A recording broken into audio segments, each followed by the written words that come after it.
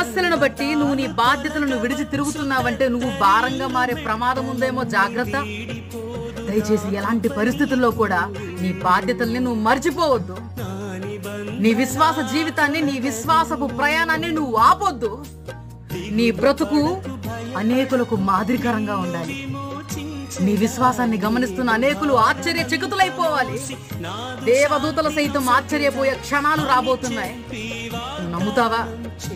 దయచేసి నీ ఆత్మీయ జీవితాన్ని జాగ్రత్తగా కాపాడుకొని, ఒక కుటుంబంలో మనకు ఇవ్వబడిన బాధ్యతలు మాత్రమే కాక నీ యొక్క ఆధ్యాత్మిక జీవితంలో ఈ భూమి మీద దేవుడు నిన్ను ఒక గొప్ప పని కొరకు పంపించిన కారణం ఏదైతే ఉందో దాన్ని గ్రహించి ఆ బాధ్యతలను జాగ్రత్తగా నిర్వర్తించడం కూడా తప్పనిసరి. స్తుతి కలుగునుగాక.